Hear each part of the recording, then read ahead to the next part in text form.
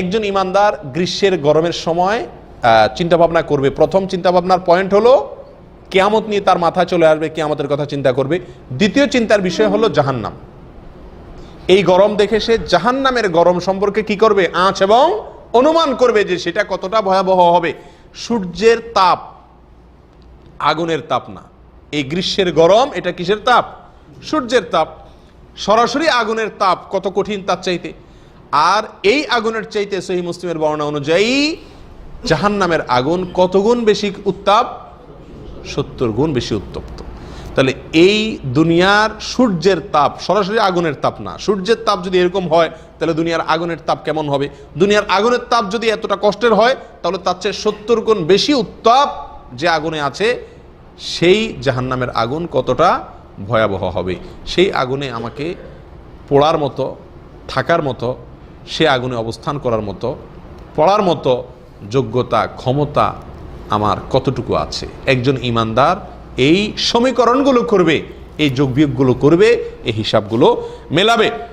প্রিয় ভাইয়েরা, পাশাপাশি এই গ্রীষ্মকাল কোত্থেকে আসছে সেটা নিয়ে চিন্তা ভাবনা করবে।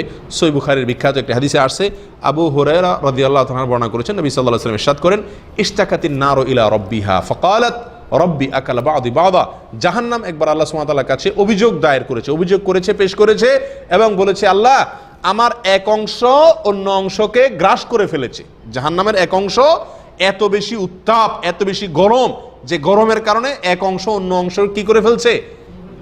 রাক্ষসে হয়ে গ্রাস করে ফেলেছে। তখন ফাআযিনা লাহা বিনাফাসাইন, নাফাসিন ফি শীতা ও নাফাসিন ফি সাইফ। তখন আল্লাহ সুবহানাহু ওয়া তাআলা জাহান্নামকে অনুমতি দিলেন তার এই উত্তাপ কিছুটা কমানোর জন্য 2 বার নিঃশ্বাস ফেলানোর। কয়বার? 2 বার নিঃশ্বাস ছাড়ার সুযোগ দিলেন। একটি হলো শীতে, আরেকটা হলো গরমে। কারণ জাহান্নামের 2টা বিভাগ আছে। জাহান্নামে আল্লাহ সুবহানাহু ওয়া তাআলা আগুন দিয়ে যেরকম শাস্তি দিবেন এবং ঠান্ডা দিয়েও কি দিবেন? শাস্তি দিবেন। এই 2টা বিভাগকে 2টা নিঃশ্বাস ফেলানোর সুযোগ দিয়েছেন বছরে।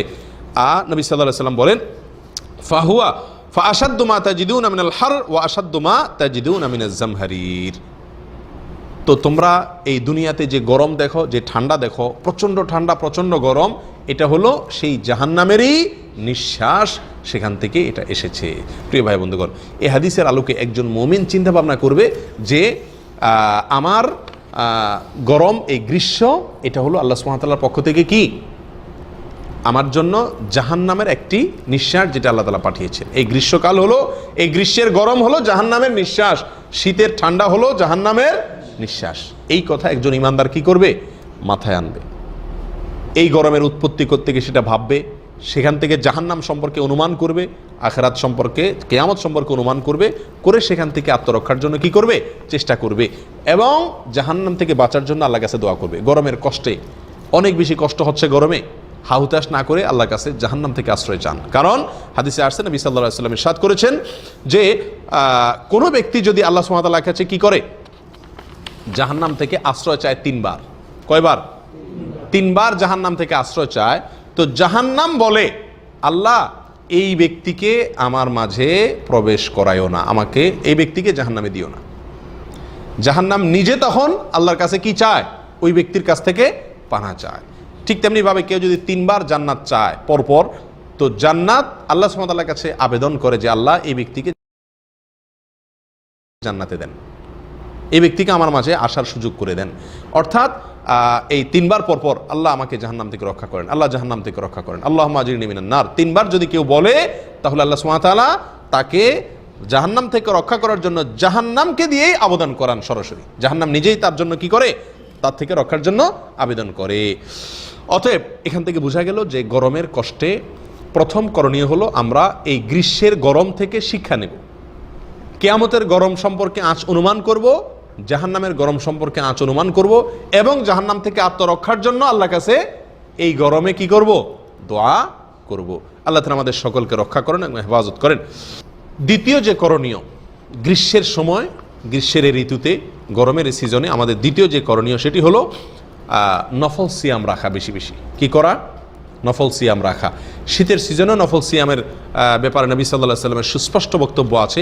আর গরমের সিজনে সাহাবা একরামের, সিনিয়র সাহাবীদের অনেকেই গরমের সিজনে খুব বেশি রোজা রাখতেন। কারণ গরমের সময় এক তো দিন বড় আয়তনে, দ্বিতীয়ত হলো আবার গরমের প্রচণ্ডতার কারণে এই সময় রোজা রাখাটা একটু কি হয়, কষ্ট হয়। যেহেতু বেশি কষ্ট হয় সেজন্য একজন মানুষ আল্লাহর খুব নিকটবর্তী হওয়ার কি থাকে, সুযোগ সৃষ্টি হয়। কারণ যে আমলে যত বেশি কষ্ট হয় সে আমল আল্লাহ সুবহানাহু ওয়া তাআলাকে কত বেশি খুশি করা যায়। আপনি আপনার স্ত্রীকে ভালোবাসেন, আপনি আপনার কফিল বা মালিকের আনুগত্য করেন, সাধারণভাবে সবসময় কথা মানেন, কিন্তু একটা কষ্টের সময় যদি আপনি কষ্ট করে তার আনুগত্য করেন, কষ্ট করে ভালোবাসা প্রকাশ করতে পারেন, তাহলে তার অন্তর খুব বেশি আপনি জয় করার সুযোগ পাবেন কি পাবেন না। ঠিক তেমনিভাবে এই গরমের সিজনে নফল সিয়াম রাখলে আল্লাহ সুবহানাহু ওয়া তাআলার এরকম নিকটে মানুষ যেতে পারে যে গরমের কষ্ট উপেক্ষা করে দিন বড় হওয়া সত্ত্বেও আমার বান্দা আমাকে খুশি করার চেষ্টা করছে। আল্লাহ সুবহানাহু ওয়া তাআলার রহম এবং দয়া সে খুব বেশি পাবে কি পাবে না। এই জন্য এই দিনগুলোতে খুব বেশি নফল সিয়ামের চেষ্টা করতেন সাহাবায়ে কেরাম। আমাদের আয়েশা রাদিয়াল্লাহু তাআলা আনহা থেকে পাওয়া যায় যে তিনি এই গরমের সিজনে কি করতেন, নফল সিয়ামের পরে যত্ন নিতেন। আবু বকর সিদ্দিক রাদিয়াল্লাহু তাআলা থেকে পাওয়া যায় যে তিনিও কি করতেন, এই গরমের সিজনে নফল সিয়াম রাখার চেষ্টা করতেন। ওমর ফারুক রাদিয়াল্লাহু তাআলা আনহু জীবন সায়ান্নে এসে মৃত্যুর আগ মুহূর্তে তার প্রখ্যাত ছেলে আরেক প্রখ্যাত সাহাবী আব্দুল্লাহ ইবনে ওমর রাদিয়াল্লাহু তাআলা আনহুকে ওসিয়ত করে গিয়েছিলেন যে বাবা আমার মৃত্যুর পরে খেয়াল রাখবে গরমের দিনে বেশি বেশি নফল সিয়াম রাখার চেষ্টা করবে, আল্লাহ তাআলার কাছে নৈকট্য অর্জন করার সুবিধার্থে। এক সাহাবী, বিখ্যাত সাহাবী মুআয ইবনে জাবাল রাদিয়াল্লাহু তাআলা আনহু নবী সাল্লাল্লাহু আলাইহি সাল্লামের অত্যন্ত কাছের সাহাবী, যিনি ইয়ামানের গভর্নর হিসেবে নিযুক্ত করেছিলেন যাকে নবী সাল্লাল্লাহু আলাইহি সাল্লাম, সেই মুআয ইবনে জাবাল রাদিয়াল্লাহু তাআলা আনহু মৃত্যুশয্যায় যখন শায়িত তখন তিনি কাঁদছিলেন। আশপাশের লোকেরা জিজ্ঞাসা করলো যে আপনি কেন কাঁদছেন, মৃত্যুর কষ্টের কারণে, মৃত্যুর যে কষ্ট হয় সেই কষ্টের কারণে আপনি কি কাঁদছেন? তখন তিনি বলছেন না, আমি মৃত্যুর কষ্টের কারণে কাঁদছি যে তা নয়, দুনিয়া ছেড়ে চলে যাচ্ছি সেই আফসোসেও আমি কাঁদছি যে তা নয়, বরং আমি কাঁদছি কেন, ওয়ালাকিন্নী আবকি আলা জামাইল হাওয়াজির, আমি জমা ফি শিদ্দাতিল হার ওয়া কিয়ামুল লাইলিন ফি শিতা, অর্থাৎ শীতের সময় রাত জাগা কষ্ট না, শীতের সময় উঠে দাঁড়িয়ে ওই সময়ে নফল নামাজ পড়া, আর গরমের সময় দিনের বেলায় নফল রোজা রাখা। এই যে সুযোগটা আমার এই মৃত্যুর মাধ্যমে, সেই সুযোগটা আমি চিরতরে হাতছাড়া করব। আমার মালিককে, আমার আল্লাহকে খুশি করার এক বিরাট সুযোগ ছিল যে সবাই শুয়ে আছে, আমি আরামের ঘুম ছেড়ে দিয়ে দাঁড়িয়ে গেছি আল্লাহর দরবারে ইবাদতে। সবাই গরমের দিনে পানি গ্লাসের পরে গ্লাস ঠান্ডা পানি খাচ্ছে, আমি আল্লাহকে খুশি করার জন্য রোজা রাখলাম। এই যে মালিককে খুশি করা, মালিকের সঙ্গে একটা ভালোবাসার সম্পর্ক, একটা নৈকট্য অর্জনের সুযোগ, এটা আমার হাতছাড়া হয়ে যাবে মৃত্যুর মাধ্যমে। সেই আফসোস থেকে আমি কি করছি, কাঁদছি। এই ছিলেন সাহাবায়ে কেরাম। প্রিয় ভাইরা, সেজন্য গরমের সিজনে, গ্রীষ্মকালে দ্বিতীয় যে আমলটি আমাদের করা দরকার সেটা হলো তৌফিক অনুযায়ী মাঝে মধ্যে হলেও কি করা দরকার, নফল সিয়াম রাখা দরকার। আলহামদুলিল্লাহ বেশ কয়েক বছর ধরে আমাদের বাংলাদেশ এবং ভারত সহ মধ্যপ্রাচ্যের এই সমস্ত দেশগুলোতে আল্লাহর মেহেরবানিতে গত কয়েক বছর জুড়ে আপনার রমজান মাসই হচ্ছে কিসে, গরমের দিনে, যার কারণে এই আমলটা আমাদের হয়ে যাচ্ছে। কিন্তু ওই যে সাহাবীরা যেহেতু বিশেষভাবে যত্ন নিতেন, অতএব যদি নফল সিয়ামের প্রতি যত্ন নেই তাহলে ইনশাআল্লাহ তার জন্য আমরা আলাদা কি পাবো, সওয়াব পাবো। আল্লাহ তাআলা তৌফিক দান করেন। 3 নম্বর আমল হলো এই গ্রীষ্মকাল উপলক্ষে যদি গরম খুব বেশি পড়ে তাহলে যোহরের নামাজ একটু দেরি করে পড়া। যদি গরম খুব বেশি পড়ে, আছে না অনেক সময় যে গরম খুব বেশি পড়তেছে, গরম যদি খুব বেশি পড়ে তাহলে অতিরিক্ত গরমে যোহরের নামাজটা একটু দেরি করে পড়া। এমনি সাধারণত যে কোনো সময় যে কোনো নামাজই সময় হওয়ার সঙ্গে সঙ্গে দেরি না করে, বিলম্ব না করে আউয়াল ওয়াক্তে পড়াটাই উত্তম। কারণ নবী সাল্লাল্লাহু আলাইহি ওয়াসাল্লামকে জিজ্ঞাসা করা হয়েছিল আইয়ুল আমালি আফদাল, তিনি বলেছিলেন আস-সালাতু লিআউয়ালি ওয়াক্তিহা, কোন আমল উত্তম, তিনি বলেছেন যে কোনো সালাত, 5 ওয়াক্ত সালাতকে সময় হওয়ার সঙ্গে সঙ্গে প্রথম ওয়াক্তে আদায় করে ফেলা, এটা হলো উত্তম আমল। এটা নবী সাল্লাল্লাহু আলাইহি ওয়াসাল্লাম বলেছেন। তাহলে বোঝা গেল যে কোনো নামাজে সাধারণত প্রথম ওয়াক্তেই পড়াই কি উত্তম। তবে বিশেষ করে তিরমিজির হাদিসে আসছে, আমাদের আয়েশা রাদিয়াল্লাহু তাআলা আনহা বা অন্য কোনো উম্মুল মুমিনিন থেকে বর্ণিত তিরমিজির হাদিসে আসছে যে নবী সাল্লাল্লাহু আলাইহি ওয়াসাল্লাম যোহরের সালাত সাধারণত দ্রুত তাড়াতাড়ি পড়তেন, অর্থাৎ ওয়াক্ত হওয়ার পরে দেরি করতেন না। কিন্তু গরমের সিজনে যদি গরম বেশি পড়ে তখন নবী সাল্লাল্লাহু আলাইহি ওয়াসাল্লাম বলেছেন কি করার জন্য, একটু দেরি করে যোহরের নামাজ আদায় করার জন্য। সহিহ বুখারী মুসলিম একযোগে বর্ণনা করেছেন। আবু হুরায়রা রাদিয়াল্লাহু তাআলা আনহু বর্ণনা করেছেন, তার থেকে বর্ণিত নবী সাল্লাল্লাহু আলাইহি ওয়াসাল্লাম ইরশাদ করেছেন ইযা ইশতাদ্দাল হার ফাআবরিদু বিস-সালাহ ফাইন্না শিদ্দাতাল হাররি মিন ফাইহি জাহান্নাম, যদি গরম খুব বেশি পড়ে তাহলে নামাজকে তোমরা একটু দেরি করে পড়ো, ঠান্ডা হলে গরম কমলে তখন পড়ো। কারণ এই গরমের প্রচণ্ডতা এটা জাহান্নামের ভাপ, বিধায় জাহান্নামের ভাপ যখন খুব বেশি মাত্রায় ছুটে ওই টাইমে নামাজ না পড়ে একটু পরে পড়ো। কষ্টেরও কারণ হবে মানুষের, সেজন্য এটা করার জন্য নির্দেশ করেছেন নবী সাল্লাল্লাহু আলাইহি ওয়াসাল্লাম। এটা মেয়েদের জন্য প্রযোজ্য। যদি গরম খুব বেশি পড়ে তাহলে জোহর নামাজ কি করা, একটু বিলম্বে পড়া। অবশ্য অনেক আলেমের মতে বেশি পড়া না, গরমের সিজন আসলেই কি করা, জোহর নামাজ একটু দেরি করে পড়া কথা তারা বলেন। অথচ হাদিসের ভিতরে কি আছে, হাদিসের ভিতরে ইজাস্তাদ্দাল হার, যদি গরম খুব বেশি পড়ে এই কথাটা বলা আছে। সেজন্য অন্য ওলামা ইকরাম বলেন যে না, গরম বেশি পড়লে তখন কি করা, দেরি করে পড়া, আর না হলে স্বাভাবিক অবস্থায় আপনার জোহর নামাজ টাইম মতো আউয়াল ওয়াক্তেই আদায় করা উচিত। তাহলে গ্রীষ্মের আমরা 3 নম্বর আমল পেয়ে গেলাম। সেটা কি, জোহরের নামাজ যদি গরম বেশি পড়ে তাহলে কি করা, একটু দেরি করে পড়া। 4 নম্বর আমল হলো ভাই পানি পান করানো। মানুষকে কি করানো, পানি পান করানো। গরমের সিজনে অত্যন্ত গুরুত্বপূর্ণ একটি আমল, বিশাল বড় একটি আমল, বিশাল বড় একটি আমল ভাই। পানি পান শুনলেন না, সেইদে এক যুগে বর্ণিত হয়েছে, বিশুদ্ধ সূত্রে হাদিসে আসছে, নবী সাল্লাল্লাহু আলাইহি ওয়াসাল্লামের কাছে এক লোক এসে বলছে, ইয়া রাসূলুল্লাহ, আমার মা মারা গেছেন, আমি তার কাছ পক্ষ থেকে দান করলে তার করতে পারি কিনা? নবী সাল্লাল্লাহু আলাইহি ওয়াসাল্লাম বলেছেন, নাম করতে পারো, তার পক্ষ থেকে তুমি দান করতে চাইলে করতে পারো। তখন তিনি জিজ্ঞাসা করেছিলেন, আইয়ুস সাদাকাতি আফদাল, দান হিসাবে সবচেয়ে বেস্ট দান, সবচেয়ে উত্তম দান কোনটি? নবী সাল্লাল্লাহু আলাইহি ওয়াসাল্লাম তখন তাকে বললেন, সাকিয়ুল মা, মানুষকে পানি পান করানো। মানুষকে কি করানো, অন্যকে পানি পান করানো, এটা হলো দানের মধ্যে সবচেয়ে বেস্ট এবং উত্তম দান। তো এই হাদিস থেকে আমরা বুঝতে পারলাম যে অন্যকে পানি পান করানো এটা উত্তম দানের একটি। অতএব এই গরমের সিজনে, গ্রীষ্মের সিজনে পানি পান করানোর প্রয়োজনটা বেশি দেখা যায়, বিধায় আমরা এই আমলটা করতে পারি যে গ্রীষ্মের সিজনে মানুষকে কি করতে পারি, পানি পান করানোর ব্যবস্থা করতে পারি। এবং এই আমলটা প্রসঙ্গে সালাফ, পূর্বসূরি সালাফ সালেহিনের অনেক বক্তব্য পাওয়া যায় মানুষকে পানি পান করানোর গুরুত্বের বিষয়ে। ইমাম কুরতুবী রহমতুল্লাহ আলাইহি, বিশ্ববিখ্যাত তাফসীর কুরতুবীর লেখক, তিনি বলেছেন আল্লাহর সবচেয়ে নৈকট্য অর্জনের যে কয়েকটা উপায় আছে তার ভিতরে একটা হলো মানুষকে কি করানো, পানি পান করানো। আমরা সবাই সহিহ বুখারীর একটা বিখ্যাত ঘটনা জানি। বনী ইসরাইলের এক মহিলা পাপিষ্ঠা ছিলেন, জেনাকারিনী ছিলেন এবং অনেক বেশি অপরাধী ছিলেন। এই মহিলা রাস্তা দিয়ে যাচ্ছেন, দেখছেন একটি কুকুর পিপাসার্ত, তৃষ্ণার আতিশয্যে সে মারা যাওয়ার উপক্রম। ওই মুহূর্তে সে ভদ্র মহিলা দেখলেন যে পাশে কূপের কাছে ধুকে ধুকে কুকুরটা মারা যাচ্ছে তৃষ্ণায়। তিনি তখন তার ওড়নাকে ছেড়ে দিয়ে কূপে ভিজায়া উঠায়া ওইটাকে চিবায়া কুকুরকে পানি পান করালেন এবং কুকুর বেঁচে গেল। এই যে কুকুরকে কষ্টের মুহূর্তে পানি পান করালেন, এই উসিলায় আল্লাহ সুবহানাহু ওয়া তাআলা তার সব গুনাহ মাফ করে দিয়েছেন। এই হাদিস থেকে, বুখারীর এই হাদিস থেকে অনেক সালাফ বলেন, কেউ যদি নিজের অপরাধ অনেক বেশি হয়ে গেছে, মনে হয় যে আমি আল্লাহর কাছে অনেক বেশি গুনাহ করে ফেলেছি, বিশেষ করে জেনার গুনাহ, অন্যান্য গুনাহ আমি অনেক বেশি হয়ে গেছে, এটা যদি কারোর মনে হয়, সেই জন্য মানুষকে পানি পান করায়। কারণ আল্লাহ তাআলা এই মহিলাকে, এই ব্যভিচারিণী জেনাকারিণী মহিলাকে আল্লাহ তাআলা কি করছেন, ক্ষমা করেছেন। কিসের মাধ্যমে? এই পানি পান করানোর মাধ্যমে। এই আমলটা আমাদের সমাজে নাই বললেই চলে। আলহামদুলিল্লাহ, আমরা যারা সৌদি আরবে আছি, মধ্যপ্রাচ্যে আছি, আমরা জানি মধ্যপ্রাচ্যের মানুষ কীরকম একজন আরেকজনকে পানি পান করার জন্য অস্থির হয়ে যায়। গতকালকে না আজকে দুপুরে আমি গাড়ি স্টার্ট দিছি, মাত্র বের হবো অফিস থেকে বের হয়ে, এক লোক এসে আমাকে মানে একরকম জোর করে একটা ঠান্ডা পানি এসে দিয়ে গেল। আমাকে না, শুধু আশপাশে যারা আছে সবাইকে দিয়ে গেল। বুঝলাম যে সে কার্টুন নিয়ে ঘুরতেছে পানি দেওয়ার জন্য।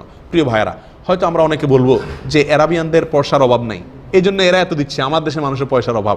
আপনাকে তো বলে নাই কেউ ওই দোকান থেকে ঠান্ডা পানির বোতল কিনে আনে দিতে।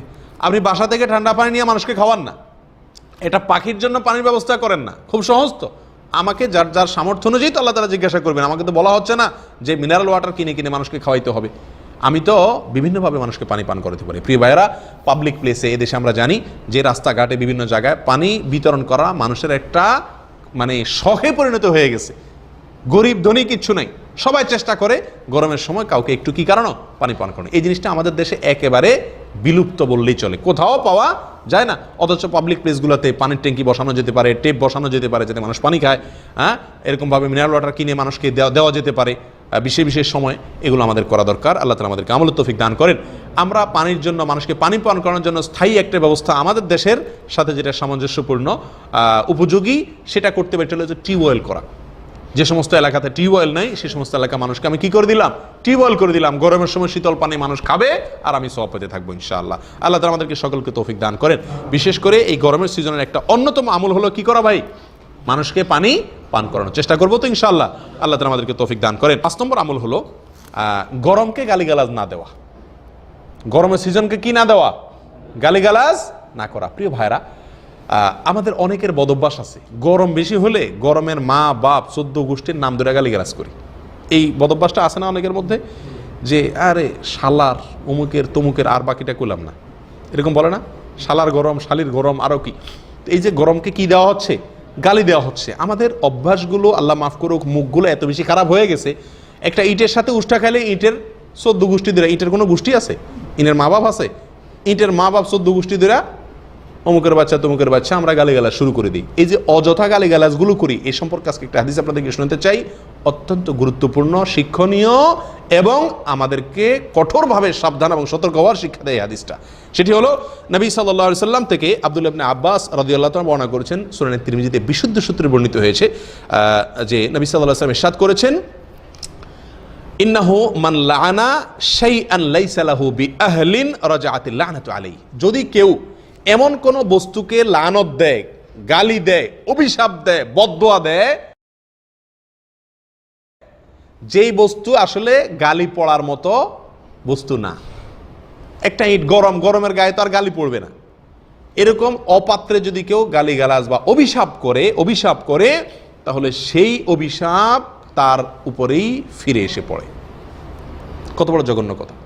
তার অভিশাপ ওই ব্যক্তির উপরেই ফিরে এসে পতিত হয়। প্রিয় ভাইরা, এই জন্য গরম যত কষ্ট দেখ, যত কষ্ট হোক, কারেন্ট নাই, কষ্ট হচ্ছে গরমে, এই জন্য গরমের মা বাপ তুলে বা যে কোনোভাবে গরমকে কি করা যাবে না, গালমন্দ করা যাবে না, অশ্লীল কোনো কথা বলা যাবে না, বাজে কোনো মন্তব্য করা যাবে না। কারণ সহিহ বুখারীর হাদিসে আসছে যে আল্লাহ সুবহানাহু ওয়া তাআলা হাদিসে কুদসিতে বলেছেন যে বনি আদম বা মানুষেরা আমাকে কষ্ট দেয়। কিভাবে কষ্ট দেয়? তারা সময়কে গালি দেয়। সময়কে, এই যে সিজন গরম ঠান্ডা, বিভিন্ন সময়কে তারা কি করে?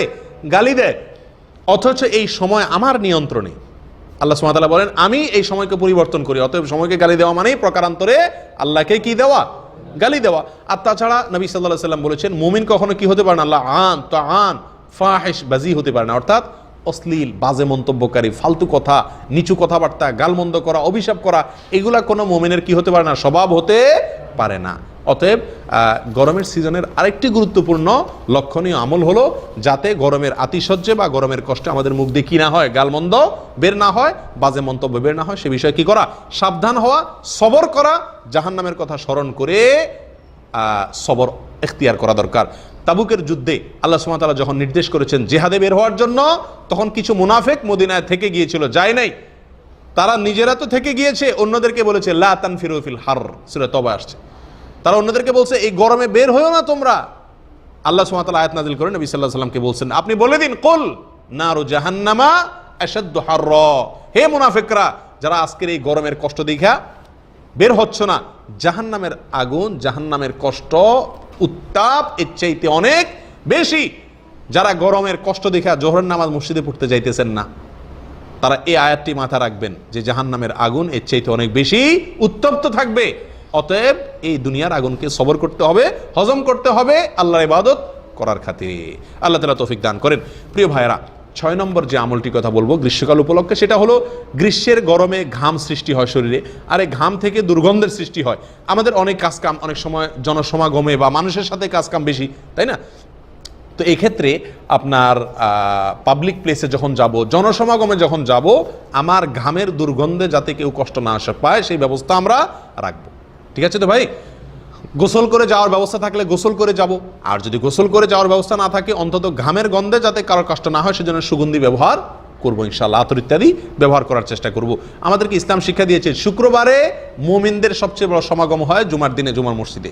সেদিনে নবী সাল্লাল্লাহু আলাইহি ওয়াসাল্লাম নির্দেশ করেছেন আমরা যেন গোসল করে আসি, কারণ আমার ঘামের গন্ধে যেন অন্য আশপাশে মুসল্লিদের কি না হয়? কষ্ট না হয়। আজকাল মসজিদেও নামাজ দাঁড়ালেও দেখা যায় অনেক লোকের গায়ের গন্ধে বা ঘামের গন্ধে আশপাশে মুসল্লিদের কি হয়? কষ্ট হয়। অথচ শুধু মুসল্লিদের নয়, সহিহ মুসলিমের বর্ণনা যায় নবী সাল্লাল্লাহু আলাইহি ওয়াসাল্লাম বলেছেন তাতাআজ্জাল মালাইকাতু বিমা ইয়াতাআজ্জা বিহি বনু আদম, মানুষ যেই কারণে কষ্ট পায় সেটার কারণে ফেরেশতারাও কি পান? কষ্ট পান। অতএব মসজিদে আমি দুর্গন্ধযুক্ত শরীর নিয়ে যদি আসি গরমের দিনে, তাহলে সেটা অন্য মুসল্লি ভাইয়েরও কষ্ট হবে, আবার তাতে কি হবে, ফেরেশতাদেরও কষ্ট হবে, ডবল গুনাহ হবে। আর মসজিদের বাইরেও এই বিধান প্রযোজ্য। আপনি অফিসে যাচ্ছেন, মিটিংয়ে যাচ্ছেন, বাজারে যাচ্ছেন, রুমে যাচ্ছেন, আপনার যদি মনে হয় শরীরে এত বেশি দুর্গন্ধ যে আশপাশের লোকের কষ্ট হবে, তাহলে সেই দুর্গন্ধ দূর করার জন্য গোসল করা অথবা সুগন্ধি ব্যবহার করা আমাদের কর্তব্য। গরমের সিজনে এই জিনিসটা আমাদের কি করা দরকার, খেয়ালে রাখা দরকার। এবং সর্বশেষ গ্রীষ্মকাল উপলক্ষে সর্বশেষ যে লক্ষণীয় বিষয় আছে, করণীয় বিষয় আছে, সেটা হলো মানুষের ছায়ার যে ব্যবস্থাপনা আল্লাহ সুবহানাহু ওয়া তাআলা রেখেছেন, কুদরতি ছায়ার ব্যবস্থাপনা, গাছের ছায়া অথবা ছাউনি দিয়ে যে ছায়ার ব্যবস্থাগুলো আছে, এরকম মানুষের ছায়ার জায়গাগুলোতে পেশাব পায়খানা না করা স্পষ্ট হাদিসে আলাদা নিষেধ আছে। এক হাদিসে আসছে নবী সাল্লাল্লাহু আলাইহি সাল্লাম ছায়াদার বৃক্ষ, ছায়াদার গাছ, বিশেষ করে বড়ই গাছের কথা বলা হয়েছে, কারণ বড়ই গাছ আরব দেশে একটু বেশি পরিমাণে পাওয়া যায় এবং বড় আকারে হয় এবং ছায়া হয় মোটামুটি। এছাড়া বড়ই গাছ ছাড়া ছায়ালা গাছে দেশে আরবে বিশেষ করে আপনারা লক্ষ্য করছেন, নাই বললেই চলে, তখনকার যুগে ছিলই না হয়তো। তো এই বড়ই গাছ সম্পর্কে মুহাদ্দিসিন কিরাম বলেন নবী সাল্লাল্লাহু আলাইহি ওয়াসাল্লাম এই জন্য নিষেধ করেছেন যে সেটা ছায়া দিত। আর ছায়ার কারণে নবী সাল্লাল্লাহু আলাইহি ওয়াসাল্লাম বলেছেন বিনা প্রয়োজনে, একান্ত বাধ্য না হলে, কোনো ঝামেলায় না পড়লে বড়ই গাছ যদি কেউ কাটে জাহান্নামে যাবে, যদি কেউ বড়ই গাছ কাটে। এখানে বড়ই গাছ বলতে উদ্দেশ্য হলো ছায়াদার গাছ, রাস্তার আশেপাশে যে গাছগুলো আছে এগুলো যদি কেউ কাটে, নিষেধ। এই জন্য ভাই লক্ষ্য রাখতে হবে এই গ্রীষ্মকাল উপলক্ষে রাস্তার আশেপাশে যদি কোনো গাছপালা থাকে বা কোনো কিছু থাকে যেখান থেকে মানুষ বা কোনো পশু পাখি কি পেতে পারে, ছায়া পেতে পারে, সেটা যেন আমার দ্বারায় ভাঙা, কাটা, নষ্ট করার কাজটি না হয়, এই বিষয়টা লক্ষ্য রাখতে হবে। তাহলে মানুষের ছায়া যাতে নষ্ট না হয় সেদিকে আমাদের কি করতে হবে, খেয়াল রাখতে হবে। এই মোট 7টি আমল গ্রীষ্মকাল উপলক্ষে আমরা করব। আবার আমি এক নজরে বলে দিচ্ছি। প্রথম কাজ হলো কি ভাই, গ্রীষ্মকাল উপলক্ষে একজন মুমিন চিন্তা ভাবনা করবে, এই গ্রীষ্মকাল দেখে সে শিক্ষা নিবে, এই গ্রীষ্মকাল তাকে স্মরণ করিয়ে দেয়, শিক্ষা দিয়ে যায় যে কিয়ামতের ময়দানের গরম যখন সূর্য আরো কাছে থাকবে তখন উত্তাপের মাত্রা কেমন থাকবে এবং জাহান্নামের আগুনের ভয়াবহতা কত বেশি থাকবে। এই কথা চিন্তা করে শিক্ষা নিয়ে একজন মুমিন তার প্রথম করণীয় হলো জাহান্নাম থেকে কি চাবে, আল্লাহর কাছে আশ্রয় চাইবে। গরমের তাপে ওরে মারে, ওরে বাপরে না বলে বলবে আল্লাহ জাহান্নামের আগুন থেকে আমাকে রক্ষা করেন, তাহলে ওইটা কত ভয়াবহ হবে, ঠিক না? এবং কিয়ামতের দিনে যেন আরশের নিচে ছায়া পাওয়া যায় সেজন্য 7 শ্রেণী কোনো এক শ্রেণীতে অন্তর্ভুক্ত হওয়ার চেষ্টা করতে হবে। 1 নম্বর করণীয় গেল। নাম্বার 2, জোহরের সালাত এটা যদি গরম খুব বেশি পড়ে তাহলে একটু দেরি করে পড়তে হবে, আর যদি স্বাভাবিক থাকে তাহলে আউয়াল ওয়াক্তে পড়বে। নাম্বার 3, নফল সিয়াম গরমের সিজনে যদি রাখার সুযোগ থাকে, তৌফিক থাকে, অন্তত কিছু হলেও রাখা, আল্লাহকে খুশি করার জন্য নিজের কষ্টকে সহ্য করে। 4 নম্বর আমল হলো মানুষকে পানি পান করানো, সাধ্য অনুযায়ী, সামর্থ্য অনুযায়ী গরমের সিজনে পানি দেওয়ার ব্যবস্থা করেন যদি সেরকম ব্যবস্থাপনা থাকে। 5 নম্বর আমল কি ভাই, গরমের উত্তাপ বা এই গরমের সিজনটাকে কি না দেওয়া, গালি না দেওয়া। 6 নম্বর আমল হলো এই গরম উপলক্ষে শরীরে দুর্গন্ধ সৃষ্টি হয়ে সেটা যেন অন্যের কষ্টের কারণ না হয় সেদিকে কি করা, খেয়াল রাখা। 7 নম্বর আমল হলো এই গরমের সিজনে ছায়া দেওয়ার মতো কোনো জায়গা, সেটা যেন ছায়াটা যেন নষ্ট না হয় আমার কারণে, আমার কোনো আচরণে, পেশাব পায়খানার কারণে, বা ওইটাকে ব্যবহার অনুপযোগী না করি। বিশেষ করে ছায়াদার বৃক্ষ যেন না কাটি, বিশেষ করে গ্রীষ্মকালে, সেই জিনিসটার প্রতি খেয়াল করা। এই মোট 7টা করণীয়। আল্লাহ তাআলা আমাদের সকলকে আমলের তৌফিক দান করেন।